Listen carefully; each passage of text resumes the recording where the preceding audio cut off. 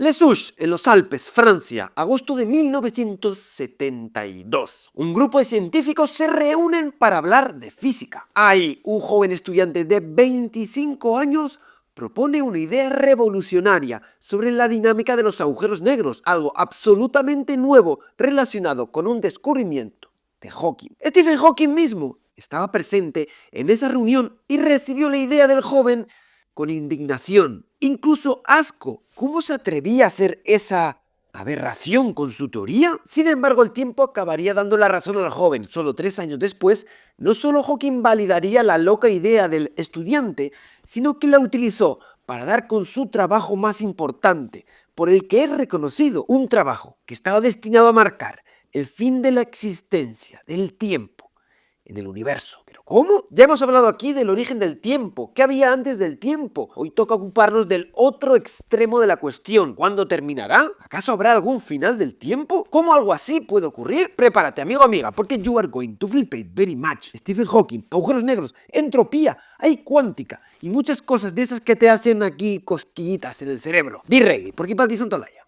te lo cuenta. Pero antes les anuncio que la Tusa llega a Madrid el día 27 de noviembre. Voy a dar una sesión de la Tusa en Madrid con Yamaha. Y pronto anunciaré también un viaje a México. Estaré en el evento Cosmos los días 15 y 18 de diciembre. Pues ahora sí que estamos ready para comenzar.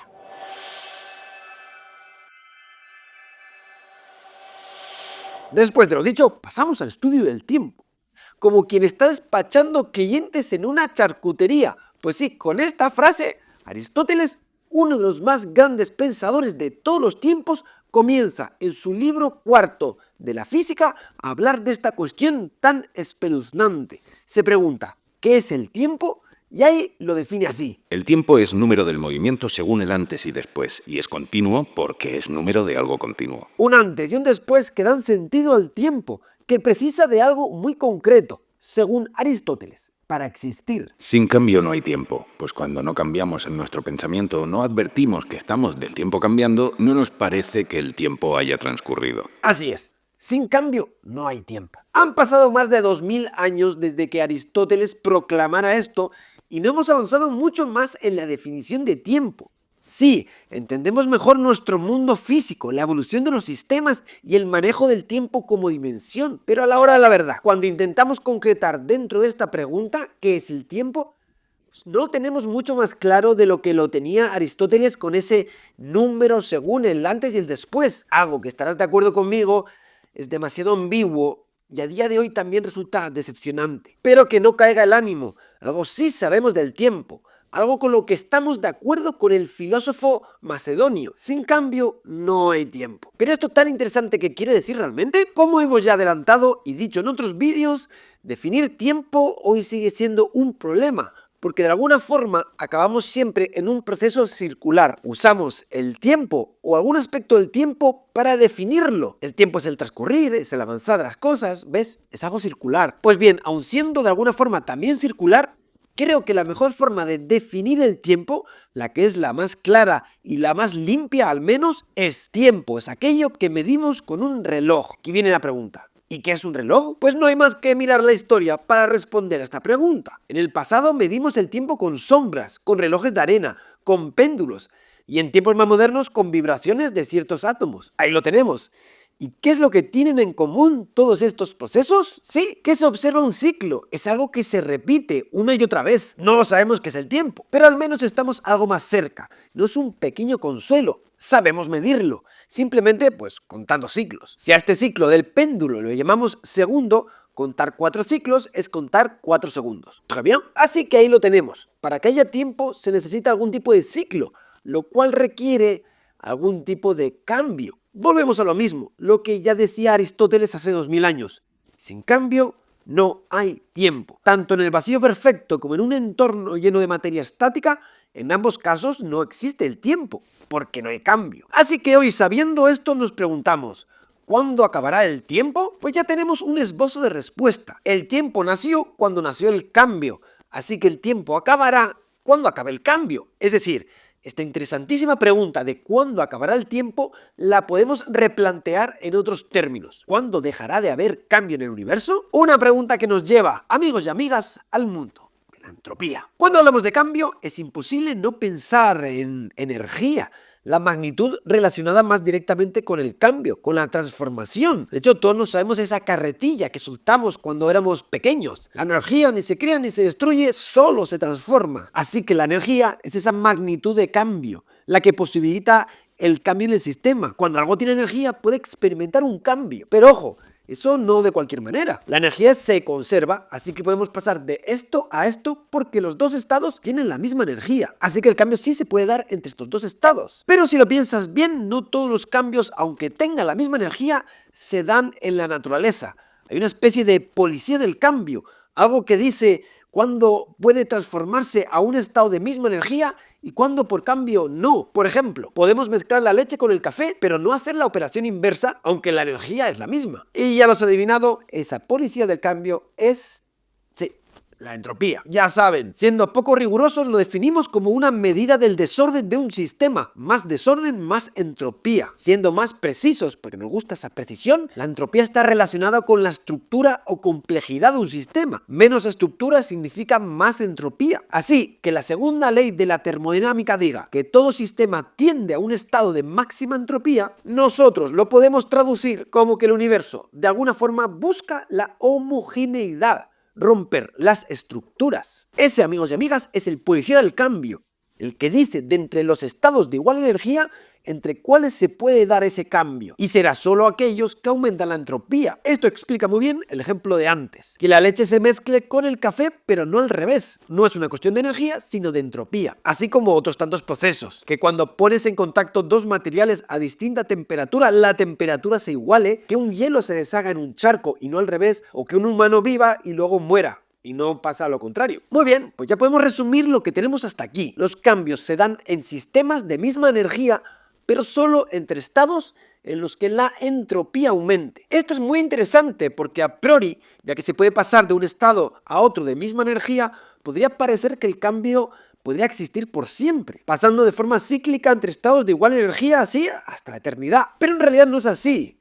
Lo prohíbe la policía del cambio. Hay direcciones en las que no se puede dar ese cambio, por entropía, que es por cierto lo que evita que existan las máquinas de movimiento perpetuo. Así que el cambio existe, pero solo en una dirección, de menor a mayor entropía. Así que ya vamos afinando en nuestra respuesta. Sí hay un fin del tiempo, porque el universo no es cíclico.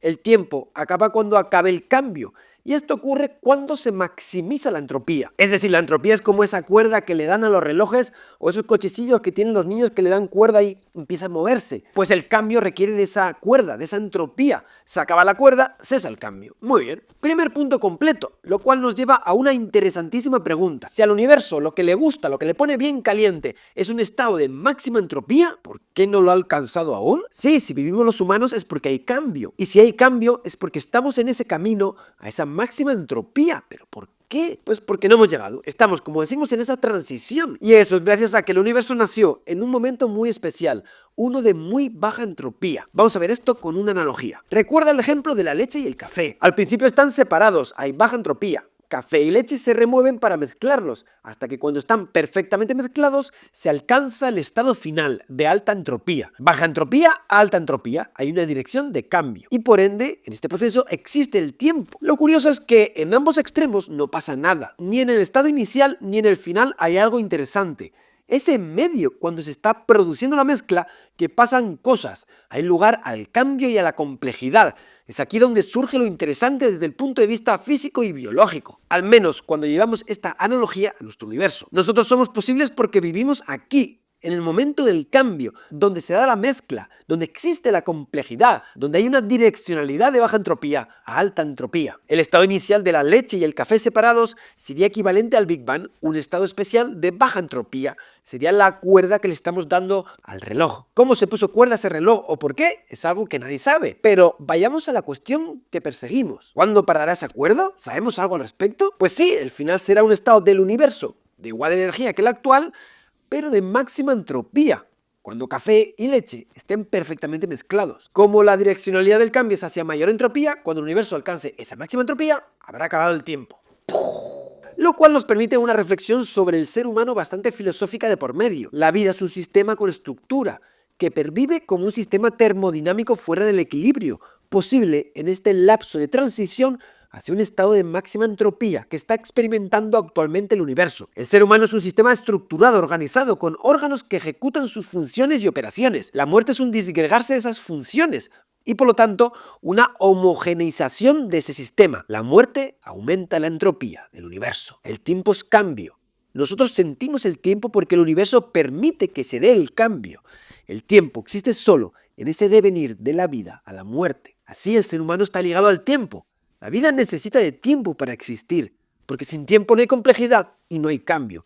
Somos un producto del tiempo y por ende del cambio. Sin tiempo no hay vida. Pero volvamos a la pregunta inicial, porque es que nos estamos yendo por las ramas. Entonces, ¿cuándo muere el tiempo? Ahora tenemos una respuesta más clara. Morirá cuando acabe el cambio. Y eso ocurre en el momento de máxima entropía. ¿Y eso cuándo va a suceder? ¿Mañana? ¿Pasado mañana? Para verlo vamos a preguntarnos cómo evoluciona el universo. Es decir, ahora nos cuestionamos ¿qué va a pasar con el universo dentro de millones de años? No, miles de millones, no, miles de 300 billones de millones de años. Pues siento la decepción, pero no lo sabemos a ciencia cierta, pero sí varios escenarios de lo que podría pasar. Y esto es porque, por lo que sabemos, hay dos tendencias contrarias. Por un lado tenemos la gravedad, esa fuerza que tiende a comprimir. Por otro lado tenemos la energía oscura, algo que no sabemos qué es en realidad, pero ejerce el efecto contrario. El universo presenta un pulso entre estos dos púgiles, hay Tyson y Paul a lo bestia. ¿Y cuál de los dos ganará? Pues no lo sabemos, principalmente porque no sabemos exactamente el peso que tiene cada uno de estos efectos contrarios. En particular, cuánta materia y energía hay en el universo. Es decir, tenemos tres posibles escenarios para el universo. Si la densidad de materia y energía es menor que una cierta cantidad que llamamos densidad crítica, el universo es cerrado y aunque se expande en la actualidad, se frenará y volverá a contraerse. Si la densidad es igual que la crítica, el universo es plano y se expandirá por siempre. Si la densidad es mayor que la crítica, el universo es abierto y se expandirá por siempre, pero de forma acelerada, cada vez más rápido. Como decía, hoy no sabemos exactamente cuál de los tres escenarios es el correcto, es decir, cuál es esa densidad de materia y energía que cerraría el debate por siempre. Pero las medidas parecen favorecer los modelos plano y abierto, es decir, parece que el universo se expandirá por siempre. ¿Y qué efecto tiene esto en el resultado sobre el final del tiempo? Pues mucho. Cuando uno mira al cielo, ve estrellas si es de noche o nuestro sol, y día tras día tienen el mismo aspecto. A lo largo de la vida humana no cambia nada lo que hay en el cielo. Esta es una razón suficiente para que sea natural conjeturar que eso siempre va a estar ahí, que siempre será todo igual a nivel cósmico.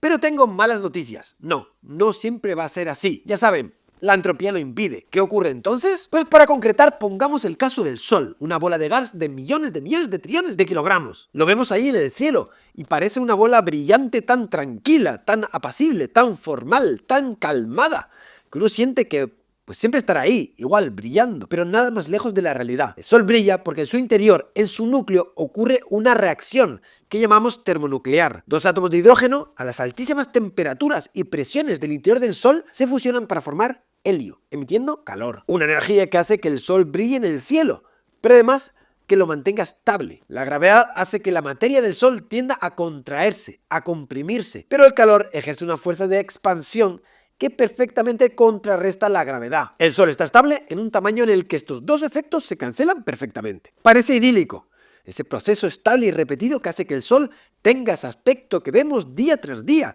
esa bola apacible y tranquila. Pero como la gasolina en tu coche, el arroz en tu plato o los euros en tu cartera, todo se acaba, todo se agota. El combustible del Sol también, según consume hidrógeno, está en ese camino irreversible hacia maximizar su entropía. El Sol brilla por el hidrógeno en su núcleo que se fusiona. ¿Pero qué ocurre cuando se consuma? ¿Cuando no quede más hidrógeno en su núcleo? Pues el Sol se apaga. Llegó al máximo de su entropía. Y sabemos exactamente qué va a ocurrir porque las ecuaciones al respecto lo dejan muy claro. Una pequeña contracción seguida de una expansión para formar una gigante roja, un estallido y ¡pum! Las ascuas del Sol. Una estrella pequeña y poco tenue, una enana blanca. Será el fin absoluto de la Tierra y de cualquier tipo de vida en ella, 100% seguro, no hay duda. Y bueno, si con esto te has llevado un susto, si estás viendo cómo vender todos tus bitcoins y huir a una montaña con tu dinero, respira porque no es para tanto. Sabemos que al Sol le quedan otros 4.500 millones de años de vida. Es decir, que si fuera una persona estaría con 30 años en edad de casarse y tener hijos. Pero sigamos porque todavía estamos en camino de responder nuestra pregunta. Ya sabemos el fin del Sol, nuestra estrella, una enana blanca. ¿Y qué pasará con el resto de estrellas? Pues que tendrán finales similares. El Sol solo es una estrella más del firmamento. Así que imaginamos que en miles de millones de años, las estrellas del cielo irán poco a poco, una tras otra, apagándose, dando lugar a estrellas menores y tenues. Todas serán enanas blancas o similares que comparten un destino. Sea cual sea el mecanismo que incluso tenuemente las haga brillar, acabarán todas apagándose. Sí.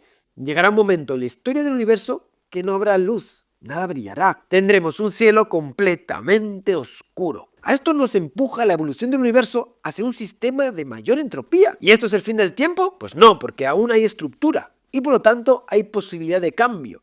Aunque estén esas estrellas apagadas, siguen existiendo las estrellas mismas, además de planetas girando alrededor. Sí, aunque sea en la oscuridad, todavía hay ciclos, hay días. Hay cambio, hay tiempo. Pues bien, no será mañana ni pasado mañana. Hablamos de escalas de tiempo que no podemos ni siquiera imaginar o concebir, pero se piensa que seguramente en esas escalas de tiempo desorbitadas, de tal manera que incluso en la historia actual del universo, de 14.000 millones de años, parece un pestañeo, pues en esa escala de tiempo, la misma materia que forma esas estrellas y planetas se podría llegar a desintegrar. Los átomos se forman por unión de protones y electrones, por medio de la fuerza electromagnética. Pero los mismos protones, según teorías de unificación no confirmadas, podrían ser inestables en estas escalas de tiempo, desintegrándose en electrones de forma espontánea y destruyendo cualquier forma de materia. De ser así, después de un tiempo, ni estrellas muertas ni planetas quedarían. El universo sería una sopa indistinguible de partículas,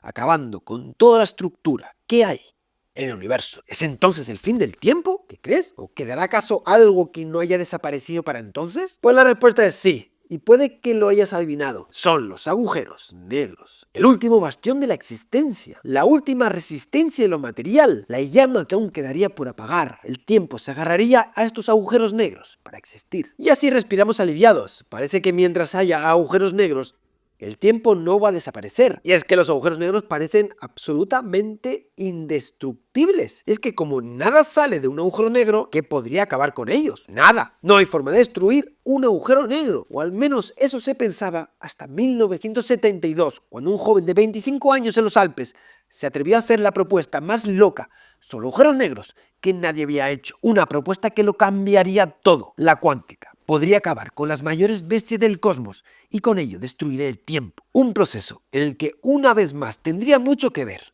la entropía. Pero no nos adelantemos, vayamos poco a poco. Para ello viajemos a ese momento, 1972. Estamos en plena edad de oro de los agujeros negros. En 1915, Einstein publica su relatividad general, la teoría fundamental de la gravedad. Solo un año después, un físico alemán, Karl Schwarzschild, resuelve las ecuaciones y de ella extrae la existencia de estos bichos locos. Pero nadie lo tomó muy en serio. Parecía solo una curiosidad matemática. Ahora, la cosa se ponía más seria con un científico que ya conoces. De hecho, se replicó la escena en su película. El mismo día que Alemania invade Polonia, iniciando con ello la Segunda Guerra Mundial, 1 de septiembre de 1939, Oppenheimer con sus alumnos publican un artículo fundamental en el estudio de los agujeros negros, que quedaría en nada, nadie le haría mucho caso. Ni el mismo Oppenheimer vuelve a trabajar sobre ello. Y es que llega la Segunda Guerra Mundial y ese estudio se olvida por completo. Hasta la llegada de la nueva generación de físicos. Estamos en los años 60 y 70. Wheeler, Thorne, Hawking y Penrose, entre otros, forman esa edad de oro de los agujeros negros, dando forma de teoría matemática a la física de los agujeros negros. Para ese 1972, no solo ya no se ponía en gran duda su existencia, de hecho se vivía un boom en cosmología, que pasaba de ser el patito feo de la física a volverse un campo fértil y muy atractivo, con esta brillante generación que comenzaba a descifrar los misterios que escondían estos objetos tan impresionantes. Una estrella muy masiva, al morir, generaba una singularidad, un punto de densidad infinita de energía al que caía la materia. Este agujero negro, formado por puro espacio curvado, estaría marcado por el horizonte de sucesos, el punto de no retorno, la región a partir de la cual cualquier materia que atraviese esa frontera no puede escapar. Un agujero negro sería un sumidero de material. Ni la luz puede escapar de su tirón gravitacional. Por eso los agujeros negros serían esencialmente negros. Algo que iba a cuestionar este joven estudiante. Su nombre, Jacob Bekenstein. Estamos en los Alpes en 1972. Pero antes de ir a ese momento, Necesitamos un ingrediente más, no se impacienten que ya casi lo tenemos. Vamos 2 años antes, a una casa en Cambridge. Allí tenemos una persona muy singular, a la que queremos mucho y a la que le ocurrió algo muy impresionante. Esa noche tendría una epifanía. Noviembre de 1970. Para entonces Hawking ya casi había perdido su precaria independencia. Apenas sin movilidad, el proceso de ir a dormir era lento y pesado, pues aquel día de noviembre lo sería aún más. Poco antes de iniciar ese ritual diario, ir al baño, cepillarse los dientes, desnudarse, ponerse el pijama, una idea le había golpeado con tal fuerza que lo dejó paralizado, casi sin aliento. Entonces su mente quedó invadida de imágenes, diagramas, cálculos, visiones. Nunca antes ni después una idea le había llegado así, tan poderosa, tan repentinamente. Era la mejor idea que había tenido nunca, o que nunca después tendría. Esa noche, debido a la excitación de su idea, no pudo dormir. Su idea era original, simplemente brillante. Y es así, cuando dos agujeros negros se fusionan, el área del horizonte de sucesos ha de ser mayor que la suma de las áreas separadas. Sí, ya está, es eso, solo eso. Pues sí, sé que podrías esperar algo más, pero no. Eso. Pero no es poca cosa. En primer lugar, porque si lo piensan bien, parece algo contradictorio. Sí, cuando dos agujeros negros se fusionan, se pierde mucha energía en forma de ondas gravitacionales. ¿Cómo entonces, aún así, el área puede ser mayor que la suma de las iniciales si estamos perdiendo energía? Parece esto ir en contra de la ley de conservación. Bueno, pero una observación más detallada nos hace ver que no es así. Lo que se conserva es la masa energía del proceso, y el área crece con el cuadrado de esa masa energía, lo que posibilita que algo así pueda ocurrir. Es la masa lo que se conserva en el proceso, pero el área es proporcional al cuadrado de la masa, por lo que hay un elemento extra, que aunque parte de la masa se pierda, aún el área puede ser mayor que la suma de las áreas gracias a este nuevo término. Pero es que esta idea que tuvo Hawking, además de ser contraintuitiva, hacía que cambiara la concepción interna de un agujero negro. Estaba generándose una revolución. Pero los efectos de esta idea en la estructura del agujero negro, esto lo dejo para otro tema. Si te gusta esto que te estoy contando, pues yo hago otro vídeo ampliando. Ya sabes, like, comenta, comparte, esto se agradece y yo hago otro vídeo. Pero vamos a lo que vamos. En definitiva, lo importante. Hawking observó que no importa cuál fuera el proceso, el área de un agujero negro siempre tenía que crecer. Pues bien, sabido este último ingrediente, volvamos a Les Houches, en los Alpes. En ciencia hay una cosa maravillosa, son ese tipo de encuentros. He oído alguno de ellos, son verdaderamente fantásticos. Y son tan maravillosos que incluso algunos ya son célebres, como las conferencias de Solvay o la de Shelter Island. En este tipo de conferencias se junta en un lugar recóndito del planeta a alguna de las mentes más brillantes del momento que trabajan sobre el mismo tema. Allí cada uno muestra su avance, se presentan resultados, pero no solo eso, allí conviven, comparten, dan paseos, hablan, pero sobre todo se debate. Esa convivencia intensa en un lugar apartado, que hace que parezca una especie de gran hermano nerd, da para que se intercambien muchas buenas ideas. De hecho, algunos de estos acalorados debates llegaron a ser míticos, como los debates de Bohr y Einstein en las conferencias de Solvay. Pero lo cierto es que fruto de esas fricciones y discusiones y debates, se producen grandes avances. Cuando se ponen a trabajar esas mentes en paralelo, muchas veces saltan chispas. Este fue el caso allí, en los Alpes, donde se congregaron grandes científicos, Hawking, Penrose, Thorne, con todo el tiempo del mundo para pensar y discutir. Pero el shock en este encuentro, en este caso particular, no lo produciría una de estas grandes estrellas de la investigación del momento. En este caso vendría de un alumno que estaba en esa convivencia, quien osa lanzar una propuesta en forma de observación. Hablamos de Jacob Bekenstein, estudiante del célebre John Wheeler. Bekenstein pensó, esta nueva ley de Hawking, de que las áreas de los horizontes de sucesos de los agujeros negros siempre aumenta, se parece mucho a otra ley, ¿no? ¿Sí? ¿No te recuerda a otra ley, algo que siempre aumente? ¿Sí? ¿Adivinas? Efectivamente, la segunda ley de la termodinámica, que dice que la entropía de un sistema cerrado siempre aumenta. Por lo que este estudiante lanzó una audaz propuesta. La superficie de un agujero negro representa su entropía.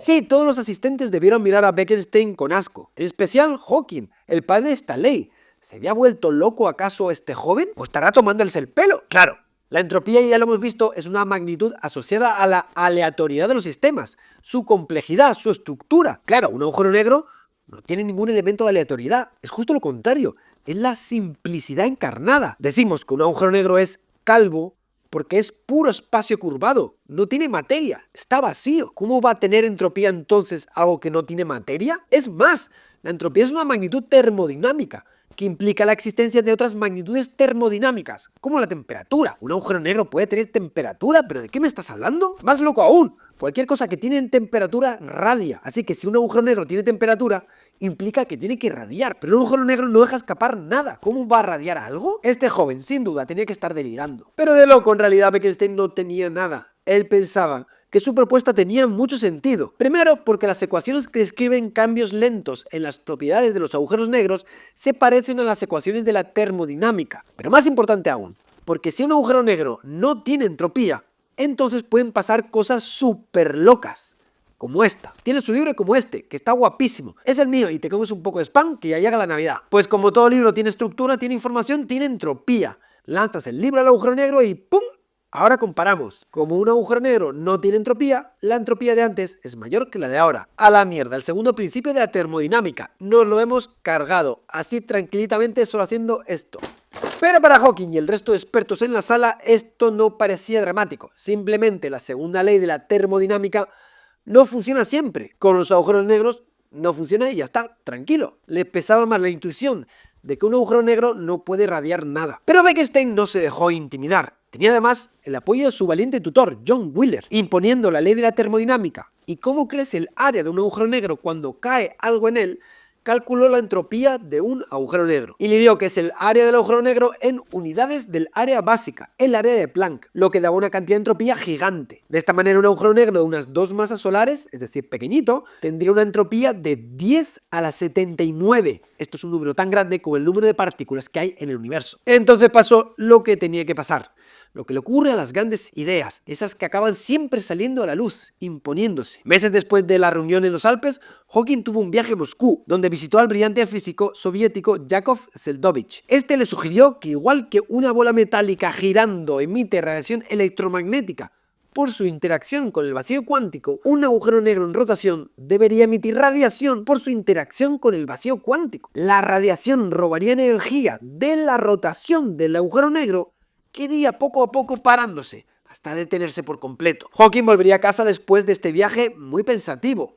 En un primer momento esa idea de Seldovich le había parecido tan absurda como la de Bekenstein, otro loco, el Seldovich este. Pero al final, pensándolo mejor, parecía que tenía cierto sentido. Es así que se pone a trabajar con ella y ve que no solo no están locos Seldovich y Bekenstein, sino que en su locura se habían quedado cortos. Hawking calculó que la energía de la emisión no era robada del giro, sino de la propia curvatura del espacio en el agujero negro, en un proceso cuántico, de manera que la emisión no se detendría con el giro del agujero negro, sino que seguiría sin límite, comiéndose poco a poco la energía de la curvatura del espacio, de la propia masa del agujero negro. Es más, no solamente en este proceso se emite energía en forma de radiación, sino que lo haría de una forma similar a cómo lo hace una estrella, lo que se denomina, en términos técnicos, la radiación del cuerpo negro. Esto, amigos y amigas, es la base de lo que conocemos como la radiación de Hawking. Los agujeros negros no son negros,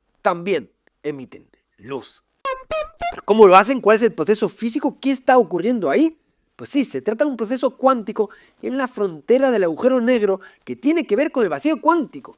Pero queda para un largo vídeo, así que si te interesa, dale like, comparte y yo lo hago. ¿Pero qué tiene que ver esto con el final del tiempo? Pues mucho, de hecho todo. ¿Estás listo? Porque ya casi llegamos al final. Y es que este mecanismo que encontró Hawking, él observó, llevaba a la destrucción final de los agujeros negros. ¿Cómo? Miren, esta es la famosa ecuación de Hawking de la radiación de Hawking, que describe cómo el agujero negro emite energía, que si se fijan bien es mayor según menor es la masa del agujero negro. Haciendo cálculos con esta ecuación vemos que un agujero negro pequeño de 2 masas solares tendría una temperatura de 0,03 microkelvin, algo que es muy pequeño. De hecho, esta es la razón por la que nunca se ha observado esta radiación. Pero lo importante es que aunque pierde poca energía por radiación, al final la está perdiendo. Es decir, es un proceso como una bola de nieve que se realimenta. Según radia, disminuye la masa del agujero negro, lo que hace que radie más, disminuyendo la masa del agujero negro y así sucesivamente. En un círculo vicioso que va tomando más y más energía hasta que al final, ¡pum!, el agujero negro acaba su vida con un gran estallido. Los agujeros negros se destruyen en fuegos artificiales. Sí, no va a pasar mañana, ni pasado mañana. Tranquilos, esto es un proceso muy lento. Un agujero negro de 2 masas solares tardaría 10 elevado a 67 años en desaparecer. Esto es 10 elevado a la 57 veces la edad actual del universo. Esta es la razón por la que este proceso nunca se ha visto, pero las leyes son claras al respecto. Debería ocurrir tarde o temprano. Con lo cual ya tenemos una respuesta a nuestra pregunta inicial. ¿Morirá el tiempo? La respuesta es sí. Cuando las estrellas se apaguen, cuando la materia se desintegre, muchos millones de trillones de eones después, los agujeros negros empezarán a estallar. Entonces habrá un día sin mañana, el último día del universo, cuando la última estructura posible, el agujero negro, también desaparezca. El último agujero negro también estallará. El universo entonces habrá alcanzado la máxima entropía posible y ya no habrá posibilidad de más cambio, no habrá evolución, ya no habrá tiempo. Habrá alcanzado el estado final, poniendo fin al tic-tac en el cosmos. Pues esto es todo, compañeros, espero que les haya gustado muchísimo este vídeo. No les he contado nada sobre la radiación de Hawking y la estructura interior de un agujero negro, porque eso da para otro vídeo y este quedaría demasiado largo.